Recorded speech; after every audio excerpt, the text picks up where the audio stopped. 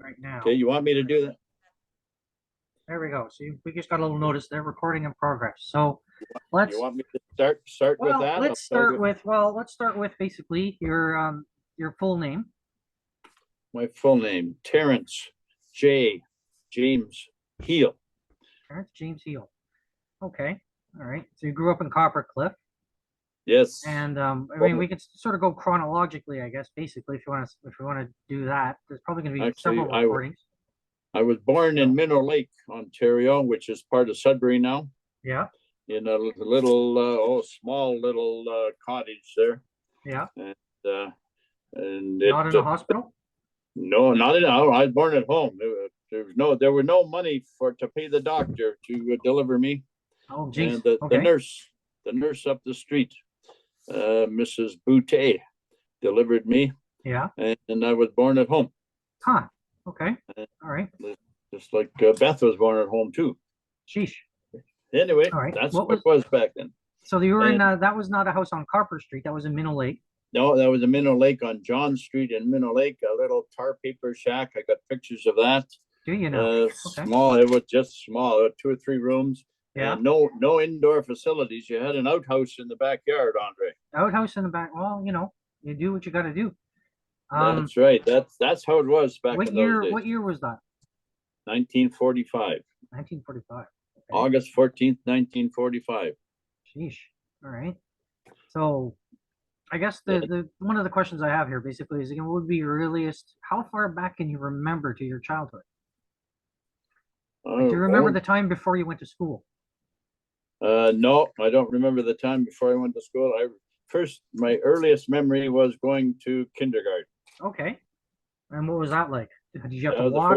first day of kindergarten, my mother took me from Cliff Street in Coppercliff down to the school, about a Okay. 20-minute walk, Okay. and she took me up the front entrance, up into the main entrance into the school, and was met Yep. by the principal, a Yeah.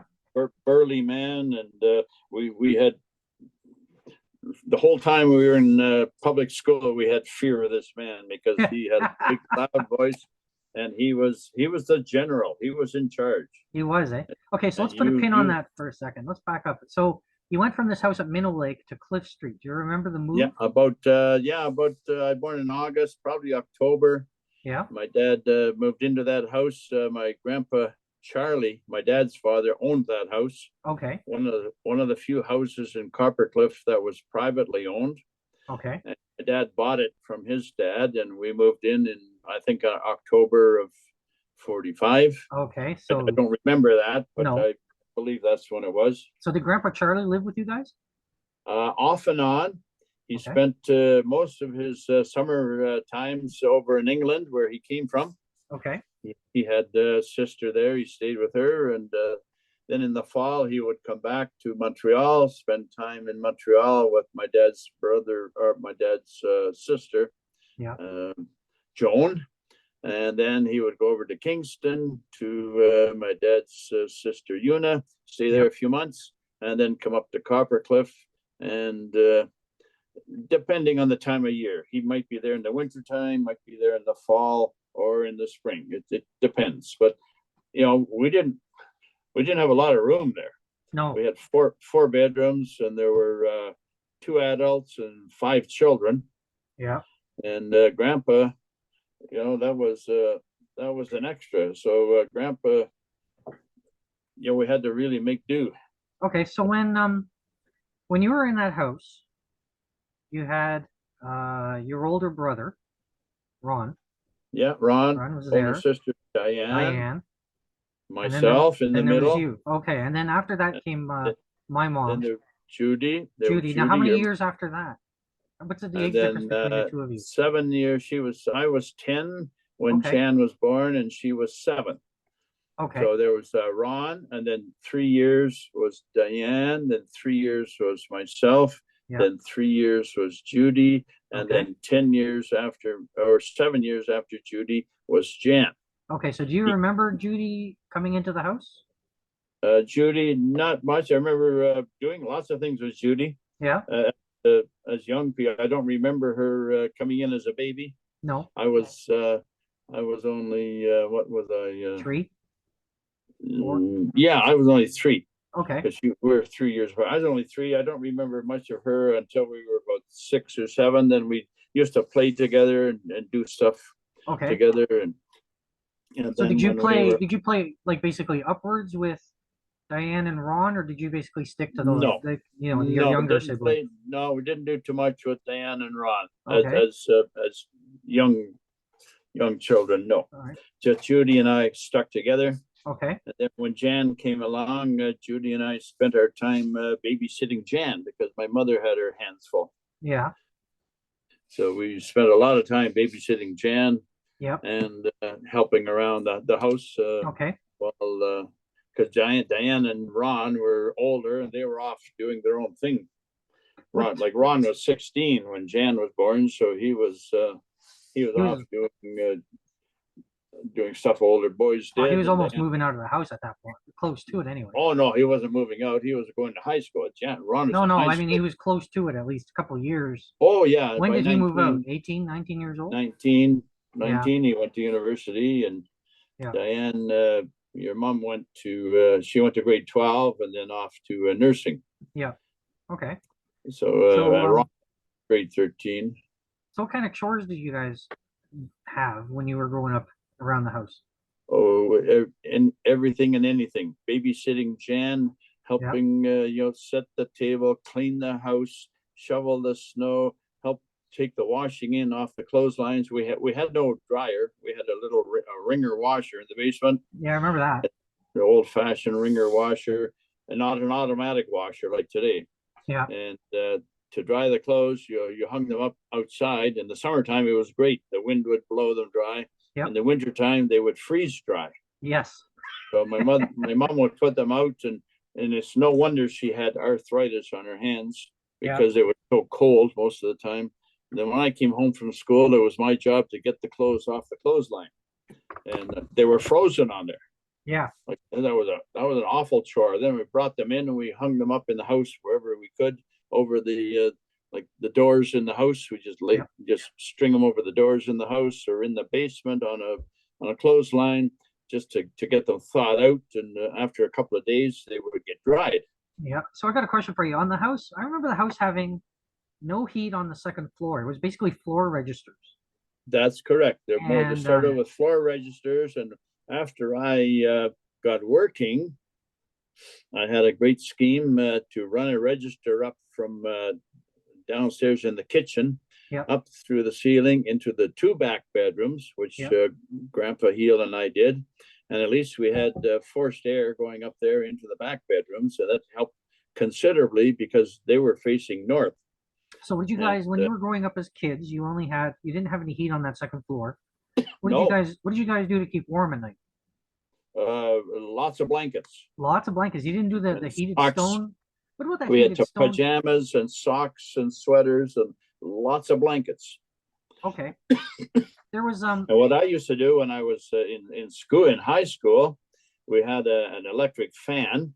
Yeah. I used to take that electric fan and suspend it in the register and turn it on and suck warm air from downstairs up into at least into my room. Yeah. But it was still not terribly warm up there. I bet. If I'm not mistaken, there was this thing that people used to do where they would take like a hot stone and put it under the blankets. My grandfather that came from England. My grandfather did that. Heat up a stone or a bunch of rocks in a sack, throw them in the bottom of the bed and to heat it up. Oh yeah. Did you guys do that at all? Or just he Grandpa? did that. I never did that, but he did that all the time. We used to heat them up downstairs on the. We had a stove in the basement downstairs. We used to heat them up on that. Okay, all right. So let's circle back to the school thing. So you're at school, elementary school, right? How far of a walk was it to school? From about Street? 20 minutes, either to the public school or to the high school. The public school or the high school? One way, and it was uphill both ways. In the snow, you had to fight the polar bears off with your binder, right? No, it was downhill to go, but it was uphill coming back. Oh, good times. And I remember in the winter days, some of the days up that hill, you walked backwards because Yes. the wind was blowing down, the north wind, and it was freezing cold in your face. I So think you that's a walked backwards up the hill to get home. I think that's a common survival strategy in Northern Ontario. Yeah, I think so. It Pretty seemed a much, eh? lot colder then than it is now. Well, how were you guys for clothing? Like, did you guys I mean, obviously you had me-downs from your older brother, Yeah, right? lots of hand-me-downs, and grandma knitted lots of things like mitts and scarves and Yep, sweaters and socks. So she was very good at that, and yep, we always had pretty good clothing. And I always got like winter boots, yep. not like we have today, the nice felt-lined muck cluck things. Hmm. We didn't have those, but they were sufficient. We didn't freeze our feet, that's for sure. Yeah. Okay. But yeah, we were they looked after us fairly well. Fairly Like well. Would you all guys the say all the time we were kids there, all us kids there. Like I look back on that, I just shake my head because my dad really didn't have a high paying job, and I have no idea how he paid for everything. I hmm, still can't figure that out. No, I have no idea. Like just for clothing and food and like to heat the house, originally we had a coal fired furnace in the basement, started with wood and then lay the coal on, and coal was fairly cheap back then, but it was yeah. kind of dirty. It was Oh, really very dirty dirty. to like the basement was always full of dust downstairs. Soot. And then we got an oil furnace, and oil was like 50 cents a gallon, but that was still pretty expensive for Yeah. my dad's budget. So even when we got the oil furnace, they didn't want to run it too much because it was too expensive to run. So it was kind of a treat to turn it on, Yeah, like it a was like like a the luxury. coal furnace. My job, my dad got it going in the morning, and my job was to check it before I went to school, check Yep. it at lunchtime, and before supper when I came home, make sure it was still Okay. going. And at night, my dad would check it before he went to bed So around you 10 or so. so you came By morning, home. it wouldn't be much heat in the morning coming out of that furnace. No way. So you came home No. at school at lunchtime, basically to check the furnace, get something to Yeah, eat, yeah, we and then ran. go Yeah, back. we always came home for lunch from school, Yeah. either public school or high school, Oh, okay. Do you and we remember and any we of your walked. and you'd walk. Yep. We walked. Yes, we walked. Winter Yeah. and summer, we walked. Yeah, I remember there was a lot of walking. I remember when I was growing up, Grandpa would walk to the post office. There was that little area inside Coppercliff that had, Yeah, the you main know, street the main had. street with all the little stores and stuff. Yeah, it had a Yeah. post office, a clothing store, a drugstore, a bank, Is a that where barber shop. Grandma got the groceries? Uh, well, yeah, some of them. There's a grocery store on the main drag, but Yeah. also up in Little Italy, where the Italian section was, there was a grocery store up there, and it was way ahead of its time, Andre. Why is that? Grandma would call up there and place her order on the phone, and they would deliver the order. The Wow. young boys worked for the grocery store. They drove when Volkswagen first came to Canada. They supplied these vans. Yeah. Volkswagen. I don't know if you ever seen the Volkswagen vans, and these boys would drive them and deliver groceries around the town. And that was the first like home delivery uh, institution that I know of. Jeez. Now you got Uber and all these guys, and you DoorDash, and these guys. But this was in Coppercliff in the 50s and 60s. These guys were running around in these Volkswagen vans and Did that delivering groceries. did that service continue? Was it a viable No, business model, or no, did that's they all eventually gone now. stop? Those people are all dead now. The owners, Oh no, that's and not what I mean. I mean the delivery itself, like the delivery service back in the 50s and 60s. Was that a money making venture, or were they losing money on that kind of thing? oh no, they were making money hand over fist. They were, eh? Oh, Oh, that's good to know. absolutely. They were Yeah. just they supplied all, like we never went to Sudbury for groceries until the 70s. Yeah. When these guys, when the older people all died off, and the younger people didn't want to continue that service, Okay. and eventually that grocery store died, Okay. So which is well, actually, all three. That was one of three grocery stores in Coppercliff that died. okay. There's no grocery stores in Coppercliff anymore. So when you were growing up with Judy, Ron, and Diane, what did you guys do for fun? What did we do for fun? Most of the time we went out. Well, in the winter time we did winter stuff. We did some skiing, and we had snowshoes and skating. We had always Okay. had a skating rink in the backyard. Skating rink in the And backyard. Who set that up? Grandpa? well, Grandpa started it, and then I took over, and Yeah. then after that, after me, Jan took over. Yeah. And we just flooded it. One of the things I mentioned in my opening remarks here is that in Coppercliff, we did not have to pay for water. Oh, okay. Water was free and sewer was free. Now I pay for water in and I pay for sewer out. Huh. And, so we could use all the water we wanted. And in our house, we didn't have an electric water heater at first. We had what they called a jacket heater, Okay. which was a wooden coal-fired stove in the basement, which you fired up, and pipes from it ran into a water tank, and it would heat up the water.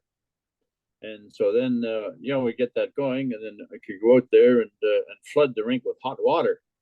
And Okay. hot water would freeze quicker, but it would also make smoother ice.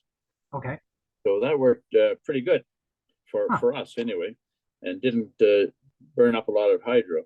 But hydro was a flat rate of $25 a month, Yeah. and Inco didn't care how much hydro you used. Yeah. Use as much as you want. Now I wouldn't want to use as much as I want because No. I couldn't afford it. No, that would be like prohibitively expensive these days. That's right. So You this, know. those were the good old days, Andre. I'm Okay. telling you. So We how big was Coppercliff back in those days? it was about 2,500 people, Okay, that's a small and town. most of those people worked for Inco. Maybe 5% did not work for Inco. Okay. I'm looking at like the grocery store people and the drugstore and the bank people, and Yeah. like that. Like the service people, they did not work for Inco, but everybody No. else worked for Inco in the town. So a typical mining town, you had the Inco employees, and then you had a subset of people who were basically servicing the Inco employees. Yeah, You know, that's for basically. sure. Yeah. Inco supplied all the services. So if the Inco employees leave, everybody else is kind of screwed, right? Because Yeah, they lose their that's business, right. their customer base, That's right. So it was a mining town. That's a problem now with that town because most of the residents in the town do not work for Inco anymore. Hmm. So that's the company. The town basically died, Yeah. which is too bad. Well, a Because, lot of them, Northern Ontario kind of went that way. yeah, like Levac is Yep. gone. It's the town site is still there, but the schools are gone, and Yep. a lot of the businesses are gone because they were supported by the company. And Levac was another company town. Everything was owned by the company. Yeah. In Coppercliff, I don't know, maybe 2% of the houses were privately owned. Everything else was owned by Inco, and the rent was cheap. Like in Beth's house, where they were renting from Inco, and Inco did all the repairs on the houses. If there's anything wrong with them, the heating, the plumbing, the woodwork, whatever, Inco fixed everything. Yep. And the rent was $13 a month. Nice. Can Not you bad. believe that? That's not bad. That But you was your said house. Grandpa Charlie owned that property, so you weren't paying rent. There was a mortgage on that, right? Oh no, he had that paid off there. I think Oh. my dad, he paid about $800 for that house.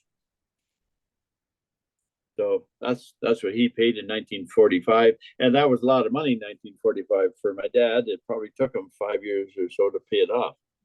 But anyway, that's what the price was. Pardon me, and that's what we got.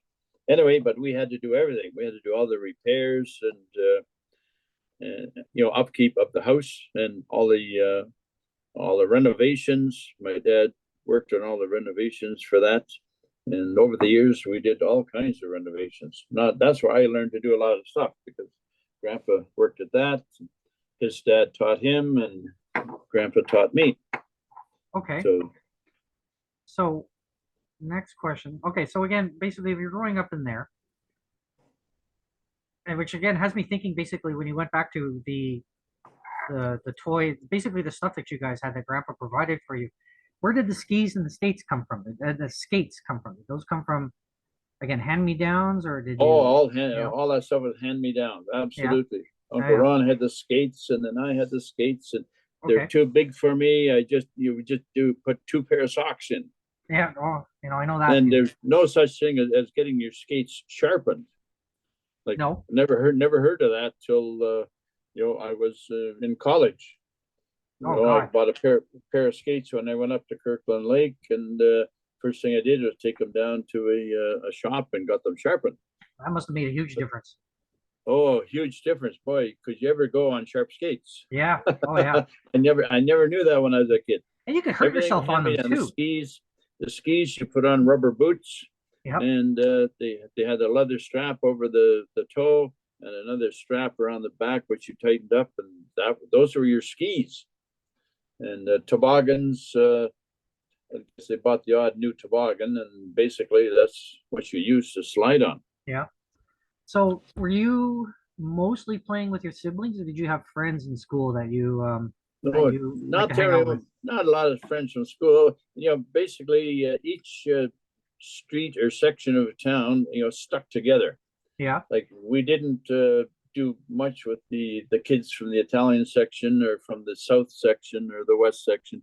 We Yeah. basically stuck together on our street. So there were maybe 10 kids on the street, two Right. boys, and the rest were girls. So And grandma was, sorry, go ahead. we just basically hung out, did things together, played games, the baseball, and throw the ball over the house, and pee wee, and different, like, girls played hopscotch and the stuff like that. But So we didn't really spend a lot of time with the kids from school. okay, so were the kids, so grandma was Finnish, grandpa was from Britain, England, England, England. right? So the kids on the street, were they basically from any kind of, like, again, you're talking about a Little Italy, which kind of implies basically the Italians in Coppercliff were Yeah, in that's one the area. Italian section. Okay, Our so who? section is mostly English background people on our street.